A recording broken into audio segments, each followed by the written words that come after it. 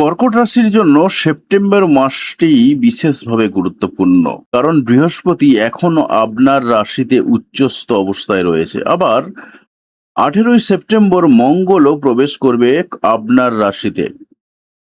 এই দুই শক্তিশালী গ্রহের প্রভাবে জীবনের কোন ক্ষেত্রে বড় পরিবর্তন আসতে পারে, আজ সেটাই দেখব। দেখুন, কর্কট রাশির এবং কর্কট লগ্নের মানুষদের দিকে যদি আমরা তাকাই, তাদেরও কিন্তু এই যে ঘটনাগুলো রয়েছে, এই ঘটনাগুলোর উপর বেশ করেই সেপ্টেম্বর মাসের রাশিটা যাবে।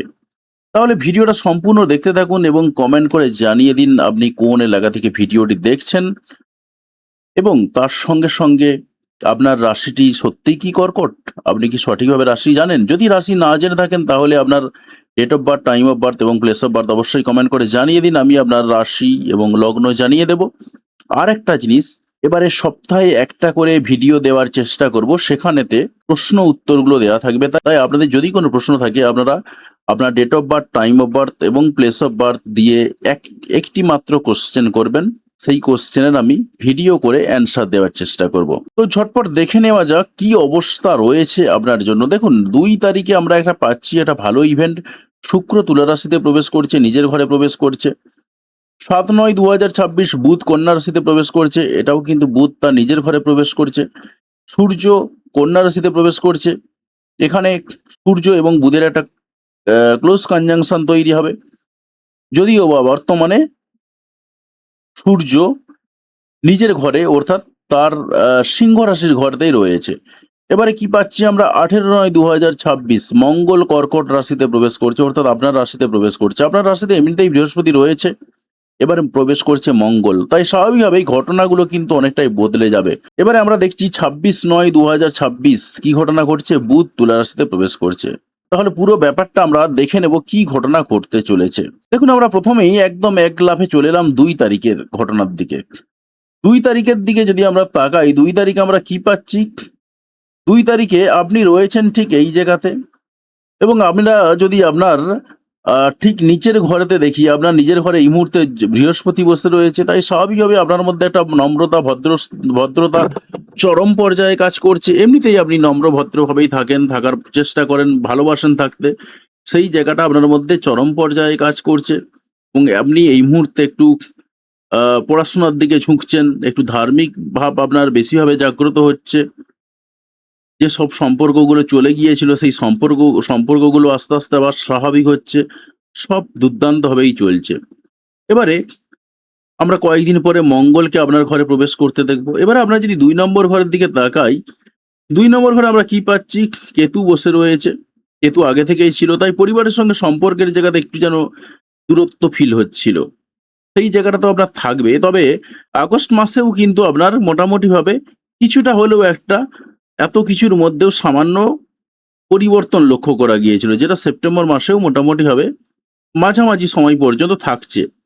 তার কারণ সান এবং মার্কারি দুজনেই কিন্তু আপনার 2 নম্বর ঘরে থাকছে, তাই পরিবারের সঙ্গে সম্পর্কের জায়গাগুলোতে একটা দূরত্ব থাকলেও সেখানে একটা যেমন ইগো কাজ করবে, তার সঙ্গে সঙ্গে একটা টেনশন কাজ করবে, এবং সম্পর্কের জায়গাগুলোও তুলনামূলকভাবে কিন্তু ভালোই থাকবে। আপনার 3 নম্বর ঘরে এই মুহূর্তে কেউ নেই, তবে পরবর্তীকালে একজন আসতে পারেন, এক ব্যক্তি মার্কারি আসতে পারে, কয়েকটা দিন পরেতেই আসতে পারে, নয় আসবেই। তো সেটার দিকে একটু নজর রাখবো। আপাতত যদি বলি, কমিউনিকেশনের জায়গাগুলো একই রকম রয়েছে। হয়তোবা ছোটখাটো কিছু কিছু বিষয় নিয়ে ছোট ভাই বোনদের সঙ্গে, পাড়া প্রতিবেশীদের সঙ্গে, বন্ধু বান্ধবদের সঙ্গে একটু মতপার্থক্য তৈরি হয়ে যাচ্ছে, তবে মতপার্থক্য তৈরি হলেও সেই ঝগড়ার পর্যায়ে যাবে না, কারণ এই মুহূর্তে আপনার রাশির উপরেই বসে রয়েছে বৃহস্পতি। আপনার 4 নম্বর ঘরের দিকে যদি তাকাই, 4 নম্বর ঘরেতে কিন্তু এই মুহূর্তে প্রবেশ করেছে ভেনাস। তো স্বাভাবিকভাবে মায়ের সঙ্গে সম্পর্কের জায়গাগুলো ভালো থাকবে, সামাজিক সম্পর্ক আরো বেশি বেশি করে মজবুত হবে, মায়ের স্বাস্থ্যের উন্নতি হবে, পড়াশোনাতেও মোটামুটিভাবে আপনি মন বসাতে পারবেন। গাড়ি কেনা, বাড়ি কেনার দিক থেকে একটু ঝুঁকতে পারেন, একটু লাক্সারিয়াস, একটু কমফোর্টেবল বাড়ি, কমফোর্টেবল গাড়ি, এই সমস্ত দিকে কেনার দিকে আপনি ঝুঁকতে পারেন, ঝোঁকার মানসিকতা তৈরি হতে পারে। প্রেম সম্পর্কের দিক থেকে যদি বলি, সন্তানদের দিক থেকে সম্পর্কের জায়গাটা একই রকম থাকছে। ট্যালেন্টের উন্নতির দিক থেকে যদি বলি, সেই জায়গাগুলো কিন্তু একই একই থাকছে। এবং এর পরেতে আমরা চলে যাচ্ছি আপনার একেবারে ঠিক এই ঘরটাতে, অর্থাৎ আপনার আপনার ৮ নম্বর ঘরে। আপনার ৮ নম্বর ঘরে এই মুহূর্তে বসে রয়েছে রাহু। তো স্বাভাবিকভাবেই মাঝে মধ্যে অনেকেই হয়তো ভাবছেন একটু খারাপ কিছু কাজকর্মে জড়িয়ে পড়তে পারলে ভালো হতো, এরকম ধরনের হয়তো মানসিকতা তৈরি হচ্ছে। কিন্তু এই মুহূর্তে আপনি কোনোভাবেই খারাপ কর্মের সঙ্গে জোড়াতে পারবেন না এবং জোড়াতে দেবে না আপনাকে বৃহস্পতি। যতদিন বৃহস্পতি রয়েছে মোটামুটিভাবে আপনি অনেকটা সেফ জোনে থাকতে পারবেন। তবে হঠাৎ করে কিছু পাওনার যোগ তৈরি হতে পারে আপনার। হঠাৎ করে কিছু আবার চলেও যেতে পারে, কারণ মার্স আপনার ১২ নম্বর ঘরে রয়েছে এই মুহূর্তে। হঠাৎ করে কিছু বেরিয়ে যেতে পারে। হঠাৎ করে কিছু ক্ষতি হতে পারে, সেই সম্ভাবনাও কিন্তু রয়েছে। কারণ আমরা যদি আপনার ঠিক ৬ নম্বর ঘরের দিকে তাকাই, সেখানে শনির একটা দৃষ্টি রয়েছে, ১০ নম্বর দৃষ্টি রয়েছে। আবার মঙ্গলের ৭ নম্বর দৃষ্টিটাও রয়েছে। তো হঠাৎ করে কিছু হারিয়ে যেতে পারে, হঠাৎ ক্ষতি হতে পারে, সেই সম্ভাবনা কিন্তু আপনার রয়েছে। তবে সেই সম্ভাবনাটা কি মারাত্মক, সেই সম্ভাবনাটা কি বেশিদিন থাকবে? না, এমনটা কি নয়। কারণ কয়েকদিন পরে আমরা মার্সকে দেখব এই ঘরে প্রবেশ করতে। এবারে আমরা যদি ৯ নম্বর ঘরের দিকে আমরা তাকাই, সেখানে দেখা যাচ্ছে শনি বক্রী হয়ে বসে রয়েছে। শনি বক্রী হওয়ার জন্য শনি কিন্তু আপনার একটু ভাগ্যের রিভাইজ দিচ্ছেন। আপনার ভাগ্যটাকে একটু পরীক্ষা করে নেওয়ার একটা ভালো সময় কিন্তু এটা। পাশাপাশি ভ্রমণের দিক থেকে যদি বলি, ভ্রমণ একটু দেরি হয়ে যাচ্ছে, ভ্রমণে যেতে ইচ্ছা করবে না। কিন্তু বা ভ্রমণে গেলেও একটু লেট হয়ে যেতে পারে, এই ধরনের সম্ভাবনা রয়েছে। উচ্চশিক্ষার দিক থেকেও কিছুটা লেট হতে পারে। যা বলেছিলাম মোটামুটিভাবে সেইগুলোই থাকছে। আ তার সঙ্গে পিতার সঙ্গে বা গুরুজন কোনো ব্যক্তির সঙ্গে কোনো ডিল থাকলে বা কোনো কাজকর্ম থাকলে সেই জায়গাতেও কিন্তু একটু দেরি হয়ে যাওয়ার সম্ভাবনা রয়ে যাচ্ছে। এবারে আমরা ১০ নম্বর ঘরের দিকে যদি তাকাই, সেখানে কিন্তু দেখা যাচ্ছে যেটা আপাতত কেউ নেই। ঠিক আছে? তো কর্মের জায়গাটা কিন্তু স্বাভাবিক থাকছে। কর্মের জায়গা নিয়ে কোনো রকম সেরকম পরিবর্তন নেই। এবার আপনার ১১ নম্বর ঘরের দিকে যদি তাকাই, সেখানে শুধুমাত্র শনি ৩ নম্বর দৃষ্টিটা দিয়ে বসে রয়েছে। তো স্বাভাবিকভাবেই বড় ভাই-বোন যারা রয়েছেন, দীর্ঘস্থায়ী বন্ধু যারা রয়েছেন, তাদের সঙ্গে সম্পর্কের যে জায়গাগুলো রয়েছে, সেইগুলো একটু রিভাইজ করে নেওয়ার সময়, কারণ শনি বক্রী রয়েছে এই মুহূর্তে। আপাতত কিন্তু এটাই। আর ১২ নম্বর ঘরে যদি তাকাই, ১২ নম্বর ঘরে তো আপনার এই মুহূর্তে মঙ্গল প্রবেশ করে রয়েছে। তাই যে কারণে বললাম যে হঠাৎ করে কিছু টাকা-পয়সা খরচা হয়ে যেতে পারে, হঠাৎ করে কিছু লস হয়ে যেতে পারে। এই ধরনের কিছু কানেকশন তৈরি হয়ে রয়েছে আপনার জন্য।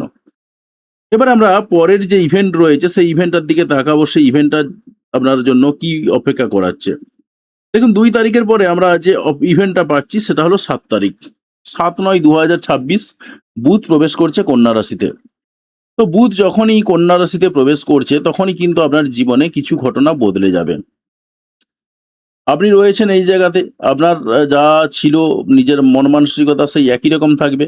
এবার আমরা যদি ২ নম্বর ঘরের দিকে তাকাই, পরিবারকে নিয়ে একটু যে টেনশন হচ্ছিল মাঝে মধ্যে, সেই টেনশনগুলো কিন্তু আর থাকবে না। আপনার ৩ নম্বর ঘরেতে প্রবেশ করেছে মার্কারি, তাই স্বাভাবিকভাবে ক্লায়েন্টের আসা যাওয়াটা একটু বেড়ে যাবে। যোগাযোগগুলো একটু উন্নত হবে। ছোট ভাই বোনদের সঙ্গে সম্পর্কের জায়গাগুলোকে নিয়ে একটু টেনশন বাড়তে পারে। কিন্তু সম্পর্ক আখেরে ভালোই থাকবে। পাড়া প্রতিবেশীদের সঙ্গে সম্পর্কের জায়গাগুলোকে নিয়ে একটু টেনশন থাকতে পারে, কিন্তু সম্পর্ক আখেরে ভালোই থাকবে। সম্পর্ক কিন্তু সব ঠিকঠাক থাকবে। সবথেকে বড় ব্যাপার যেটা, সেটা হলো আপনার ক্লায়েন্টের আসা যাওয়াটা কিন্তু ভালো মাত্রায় বেড়ে যাবে এবং পরিবারকে নিয়ে যে একটু টেনশন ছিল, সেই টেনশনটা কিন্তু দূর হয়ে যাবে মার্কারি ট্রানজিটের ফলে। এরপরে আমরা তাকাবো পরের যে ইভেন্টটা রয়েছে, সেই ইভেন্টটার দিকে। ইভেন্ট রয়েছে, বুধ কন্যা রাশিতে প্রবেশ করেছে বললাম। এরপরেতে ১৭/৯/২০২৬ সূর্য কন্যা রাশিতে প্রবেশ করছে। দেখুন, সূর্য যখনই কন্যা রাশিতে প্রবেশ করবে, তখনই আপনার জীবনে গল্পগুলো একটু বদলে যাবে। অর্থাৎ আপনি রয়েছেন এই জায়গাতে। এবারে আপনার ঠিক ২ নম্বর ঘরেতে শুধুমাত্র কেতু এই মুহূর্তে প্রবেশ করে রয়েছে। বাকিরা কিন্তু নেই। অর্থাৎ পরিবারের সঙ্গে সম্পর্কের জায়গাগুলোতে আবার একটু ডিসট্যান্স কাজ করবে। একটু দূরত্ব ফিল করবেন। একটু একা থাকতে ইচ্ছা করবে। পরিবারের সঙ্গে একটু ডিট্যাচমেন্ট বাড়বে। এই ধরনের কিছু ঘটনা আসবে। কিছু অপ্রত্যাশিতভাবে খরচাপাতি হয়ে যেতে পারে, সেই ধরনের সম্ভাবনাও কিন্তু রয়েছে। আর তার সঙ্গে আমরা যদি ৩ নম্বর ঘরের দিকে তাকাই, ৩ নম্বর ঘরেতে কিন্তু দেখা যাচ্ছে যেটা মার্কারি প্রবেশ করেছিল, এবারে সান প্রবেশ করেছে। তার ফলে কি হবে? ক্লায়েন্টদের সঙ্গে সম্পর্কের জায়গাগুলোতে একটু রেপুটেশন বাড়বে আপনার। একটু ভালো কিছু ক্লায়েন্ট আপনি পাবেন এই মুহূর্তে। রেপুটেড ক্লায়েন্ট পাবেন। তবে পাড়া প্রতিবেশীদের সঙ্গে সম্পর্কের জায়গাতে একটু ইগো বাড়তে পারে, টেনশনের সঙ্গে সঙ্গে পাড়া ভাই বোনের সঙ্গে সম্পর্কের জায়গাতে একটু ইগো বাড়তে পারে। এই ধরনের কিছু ঘটনা ঘটবে। বন্ধু বান্ধবদের সঙ্গে সম্পর্কের জায়গাতে একটু ইগো বাড়তে পারে, কিন্তু আখেরে সম্পর্কের জায়গাগুলো কিন্তু ভালোই থাকবে ইগো বাড়লেও। এর পরের যে ঘটনা রয়েছে সেই ঘটনার দিকে তাকাবো। পরের ঘটনাটা আপনার জন্য কি আনছে দেখুন। 17 তারিখের পরে আমরা পাচ্ছি 18 তারিখ, 18/9/2026 মঙ্গল কর্কট রাশিতে প্রবেশ করছে। অর্থাৎ 18 তারিখ থেকে কিন্তু আপনার তুলনামূলকভাবে অনেকটা উন্নতি লাভ করবে। তার কারণ আপনার 12 নম্বর ঘরটা এতক্ষণ অ্যাক্টিভেট হয়েছিল, বিশেষ করে যাদের ঠিক এই ঘরটাতে মঙ্গল বসেছিল তাদের জীবনে বেশি বেশি প্রভাব পড়ছিল। হঠাৎ করে খরচাপাতি হয়ে যাচ্ছিল, হঠাৎ করে লস হয়ে যাচ্ছিল, যেগুলো বলছিলাম সেই জায়গাগুলো কিন্তু আর থাকলো না। অর্থাৎ 18 সেপ্টেম্বরের পর থেকে কিন্তু আপনি খরচাপাতিটা আপনার অনেকটাই কমে যাবে, অনেকটাই আপনি কন্ট্রোল করতে পারবেন। কিন্তু জুপিটার রয়েছে এখানে, কিন্তু এখানে আবার মঙ্গলও প্রবেশ করেছে। আপনার মাথা গরম হয়ে যাবে কি না, মাথা গরম দু একবার হয়তো হলেও হতে পারে, কিন্তু জুপিটার থাকার কারণে কিন্তু সেই মাত্রায় মাথা গরম হবে না, কারণ জুপিটার এখানে উচ্চস্থ রয়েছে। তাই মাথা গরম আপনার মারাত্মক আকারে হবে না। ওভারঅল কিন্তু সব দিকটা ঠিকঠাকই থাকবে। এবারে যদি আমরা মঙ্গলের দৃষ্টিগুলোর দিকে তাকাই, সেই জায়গাগুলোতে আপনার সামান্য সামান্য পরিবর্তন আসতে পারে। কিরকম, আমরা যদি 4 নম্বর ঘরের দিকে তাকাই, দেখুন 4 নম্বর ঘরেতে মঙ্গলের 4 নম্বর দৃষ্টিটা পড়েছে। তো স্বাভাবিকভাবেই যেটা ঘটবে সেটা হলো আপনার হঠাৎ করে গাড়ি কেনা বাড়ি কেনা হয়ে যেতে পারে, এবং একটা লাক্সারিয়াস গাড়ি, কমফোর্টেবল বাড়ি এই সমস্ত দিকে আপনি ঝুঁকবেন, এবং সেটা হঠাৎ করে কেনা হয়ে যেতে পারে, সেই ধরনের সম্ভাবনা তৈরি হয়ে রয়েছে। 7 নম্বর ঘরের দিকে যদি তাকায়, 7 নম্বর ঘরে মঙ্গল প্রবেশ করেছে। তাই স্বাভাবিকভাবেই আপনার যারা বিবাহ জন্য এগিয়ে যাচ্ছেন, যারা বিবাহের কথা ভাবছেন, তাদের হঠাৎ করে বিয়ে হয়ে যাওয়ার সম্ভাবনা রয়েছে। কারণ এখানে আমরা পাচ্ছি বৃহস্পতি 7 নম্বর দৃষ্টিটাকেও পাচ্ছি এখানেতে, আবার মঙ্গলের দৃষ্টিটাও পাচ্ছি। যারা ব্যবসা বাণিজ্যে নামতে চাইছেন, হঠাৎ করে ব্যবসা বাণিজ্যে নামতে পারেন। যারা অলরেডি বিবাহিত রয়েছেন তাদের কিন্তু স্বাভাবিক অবস্থাটাই কাটবে, কারণ এখানে বৃহস্পতির দৃষ্টিটাও রয়েছে মঙ্গলের দৃষ্টির পাশাপাশি। এবার আমরা যদি আপনার 8 নম্বর ঘরের দিকে তাকাই, দেখুন 8 নম্বর ঘরেতে রাহু ছিল। রাহু থাকার কারণে কিছু কিছু ক্ষেত্রে ধোঁয়াশা ফিল হচ্ছিল, হঠাৎ করে কিছু শেখার ইচ্ছা যাচ্ছিল, অকাল্ট লাইন নিয়ে একটু আগ্রহও ছিল। সেই অকাল্ট লাইনের আগ্রহটা আরো বেশি বেশি মাত্রায় বাড়বে, এবং হঠাৎ করে আপনার অকাল্ট লাইনের প্রতি ইন্টারেস্টটা আরো বেশি করে গ্রো হবে, এবং তার সঙ্গে সঙ্গে আপনি অকাল্ট লাইনে নেমেও পড়তে পারেন। এবার এই অকাল্ট লাইনের মধ্যে অনেক কিছুই রয়েছেন, তার মধ্যে অ্যাস্ট্রোলজিও রয়েছে।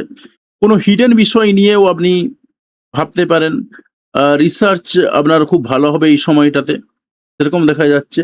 হাজার ধোঁয়াশা ফিল করতে পারেন, তার মধ্যেও কিন্তু আপনি রিসার্চের কাজকর্মগুলো ভালো করতে পারবেন। এর পরের যে ইভেন্টটা রয়েছে সেই ইভেন্টটার দিকে তাকাবো। পরের ইভেন্টটা আপনার জন্য কি বয়ে আনছে দেখুন। আমরা যদি ঠিক পরের ইভেন্টটার দিকে তাকাই, অর্থাৎ 18 তারিখের পরে 26 তারিখ বুধ তুলা রাশিতে প্রবেশ করছে। তো বুধ যখনই তুলা রাশিতে প্রবেশ করছে, কিছু ঘটনা আপনার জীবনে বদলে যাবে।